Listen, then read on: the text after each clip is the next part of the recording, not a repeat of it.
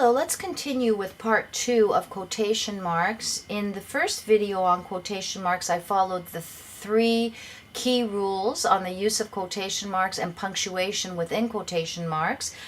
So let's continue on, and there are quite a few more rules, and I'll provide you with examples as well. So the fourth rule is direct and indirect quotations, and this is important to know. When do you use quotations? How do you know if the words are direct or if they're indirect? So in direct quotations, the words of the speaker are directly quoted as he or she will speak them. Quotation marks must be used to enclose these direct words. So a quick few examples. The first one, "Come on," Sherry yelled.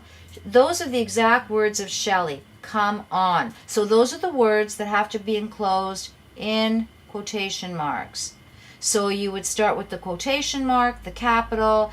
She's yelling, so you would put an exclamation mark. Then you close the quotation mark, and then you say Sherry yelled. And the next one, "Have you done your homework yet?" my mother asked me. You open the quote, you start with the capital, "Have you done your homework yet?" And there's your question mark. Now, because you have a question mark there, you don't need the comma. The question mark is replacing the comma. The question mark, you close the quote, "My mother asked me," period. And in the third example, "Make sure you clean your room," my father said, "before you go out for the evening." Now this is another example of a divided quote, which we talked about in part 1 of the video. So in this one, you open the quote, you start with the capital, "Make sure you clean your room," comma, close the quote, "My father said," comma, and then you reopen. So you're closing, and now you're reopening before you go out for the evening. And you would not use a capital on before, because your father is continuing to speak, because he's saying, "Make sure you clean your room before you go out for the evening." So it would be, in fact, a grammatical error to put a capital on the word before, because it's a continuation of the quote. And there's your period, because your punctuation usually goes inside the quotation mark. And in the first video, we talked about a couple of examples when the punctuation will go outside the quotation marks, but almost always you'll find the punctuation goes inside the quotation marks. All right, so these are called direct quotes. So what then is an indirect quote?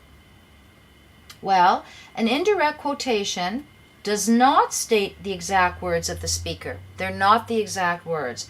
Quotation marks are never ever used within an indirect quotation.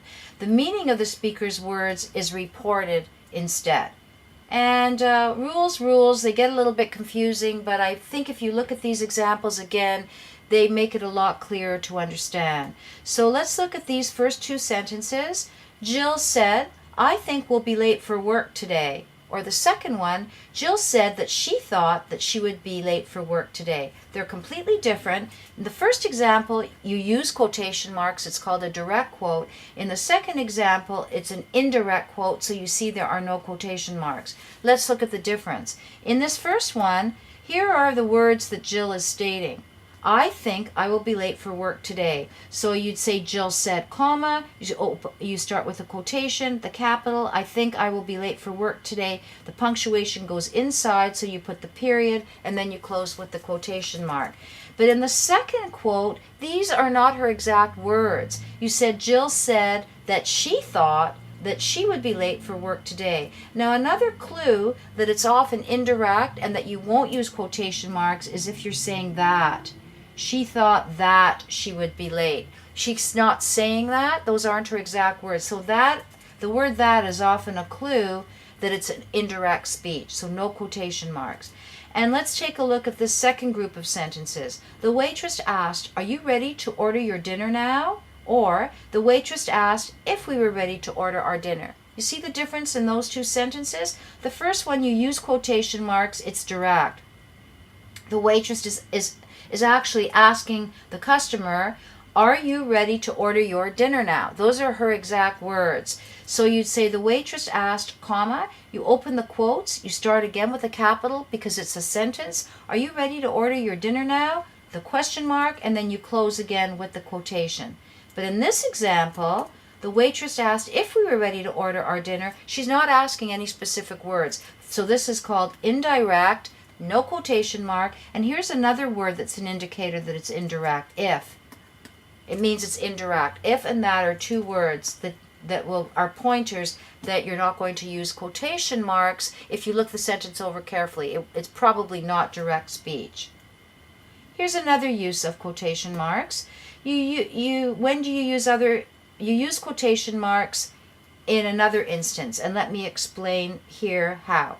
You may use quotation marks to set off special words or phrases from the rest of the sentence if you're doing it for emphasis or for effect. So let's look at a couple of examples. The first one, I have a hard time remembering the meaning of the homonyms your and your. You want to separate those words because they're special words that you want to use for emphasis or effect, and you're saying those are the two words that you have a hard time remembering. If you did not put quotation marks around those words, they would just fit in with the sentence. It wouldn't be clear what you were saying. So it's clear now to your reader that these are two words that you have a hard time with, the homonyms your and your. The second example, when my daughter was 2 years old, she used the word canoodle for canoe. You're separating the word canoodle because you're saying for emphasis, that's what she said. She couldn't say the word canoe, so instead this was the word she used. So again, you're using it for an effect or for emphasis. And the third example, does the word pulchritude mean beauty? You want to separate this to show that that's the word you're looking at. That's the word that you want to define. Does it mean beauty? So here are three examples of other uses of quotation marks, just to show you how you separate something in a sentence for emphasis or for effect. Another rule for the use of quotation marks is something called quotations within quotations. Now follow this rule carefully because it gets a little bit tricky because there are a lot of quotation marks, and in some instances there'll be 3 in a row. So follow along with me, please. Sometimes in your writing you have to include a quote within a quote. So you're quoting something and then there's a quote within that quote.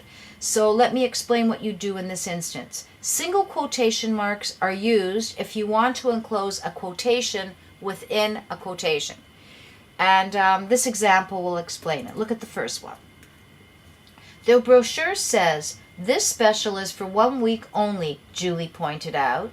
All right, what Julie is saying, what she's pointing out is this here. It's this whole quote. Julie's saying the brochure says this special is for 1 week only. So you have to start with the quote and you have to end with the quote, right? Because those are her exact words. But there's a quote within the quote because she's telling you what the brochure says. So you say, quote, "The brochure says, comma," and this is what the brochure is saying. This special is for 1 week only, comma, and you see how there are 3 quotations in a row, 3 quotation marks? This singular one means that you're ending this quote within the quote, and then these 2 are the close of the whole quote of what she's saying. So it gets a little bit tricky, but if you look at that and you break it up, it really does make sense because it's a quote within a quote. Otherwise, you wouldn't know what the quote within the quote is. Okay, the second example, Jody said, "After this, the teacher stated, our class will have a quiz tomorrow. Be sure to study." Let's take a look at this. The whole quote of what Jody is saying is, after this, the teacher stated, our class will have a quiz tomorrow, so be sure to study. That's her whole quote. So there's the start of it with a capital, and there's the end where you have to close it. But now she is quoting what the teacher is saying within her quote. And this is what the teacher stated. Our class will have a quiz tomorrow. Be sure to study. So there is the single quote because it's the quote within the quote. If you put a double quote there, it would be so confusing. So the teacher is stating, our class will have a quiz tomorrow, be sure to study. That's the end of what the teacher says, and then the double quote tells you it's the end of what Jody is saying. So that's called a quote within a quote. Third, Benjamin Franklin said, it requires a good strong man to say, I was mistaken and I'm sorry. So the whole quote of Benjamin Franklin is, it requires a good strong man to say I was mistaken and I'm sorry. So that's his whole quote. So you see the double quotation mark to start it and to end it over here, right? But now it's a quote within a quote. So Benjamin Franklin is saying, that the man will say, I was mistaken and I am sorry. So now you have to put a single quote because it's a quote within a quote, and there's the end of what the strong man would say. So that's called a quote within a quote, and it looks odd that there are 3 quotation marks, but that's the only way that you can do it. Just like that. Okay, so I hope that that's clear to you. It's called a quote within a quote. And in this final example, if you want to prepare for the test, the professor said, read the chapter, and the chapter is called Quotation Marks, in your communication textbook, Essay Essentials. So this is a divided quote. The professor's saying, if you want to prepare for the test, then you have to read the chapter called Quotation Marks in your textbook, which is called Essay Essentials. That's the whole quote. So there's the start of it, the double quote, and there's the end of it. But in between all that, there are a few other rules. So you start with the capital. If you want to prepare for the test, comma, you close the quote. The professor said, comma, read. He's continuing to speak, so you don't put a capital. You're going to read the chapter. And here's the chapter. The name of the chapter is Quotation Marks. So we had said that whenever you have the name of a chapter within a book, you use quotation marks. That was outlined in the first part of the video. In your communication textbook, and you have to underline the name of the textbook, and then the end of his quote, you put the quotation marks. So I know that's a lot of rules, and if you really just review this video and stop in different parts and listen to it and see where I put the punctuation and reread the rules, I do think you will find that you will understand these rules, but they are quite tricky. So a recap and a review of the 2 videos on quotation marks. Let's just go over these points. The first idea is that quotation marks are used to indicate only the exact words of a person. They have to be their exact words. The next point is you begin every quotation with a capital letter. So as soon as you start with the quote, you have to put a capital. The third point I want to raise is you do not use a capital for the second part of a divided quote if it's not a full, complete sentence. So if you're continuing in the divided quote, you would not put a capital. I gave you quite a few examples of that. You never use a quotation mark in an indirect question. So if you're saying John said that he was going to be late for dinner, that is not a direct quote. It's called an indirect quote. Whereas if you said John said, I will be late for dinner, that constitutes a direct quote, and you use quotation marks. Next is you always put your periods and your commas inside the quotation mark. So a period and a comma always goes inside. However, as I outlined to you, sometimes exclamation marks can be placed at exclamation marks, and that should say actually question marks, not quotation marks. Question marks. So question marks and exclamation marks are placed either inside or outside the quotation marks depending on the sentence.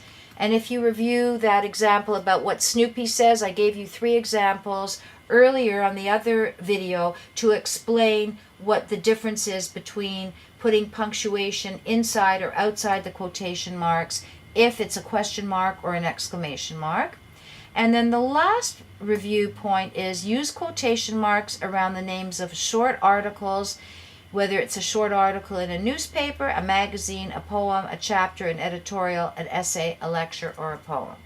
So I provided you with so many rules on the use of quotation marks. Again, please do the practice questions and check your answers, and contact me if you have any further questions or if any of these rules aren't clear. I know there are a lot of rules here, and I've tried to cover everything that I could think of on this topic, and I hope you found this helpful.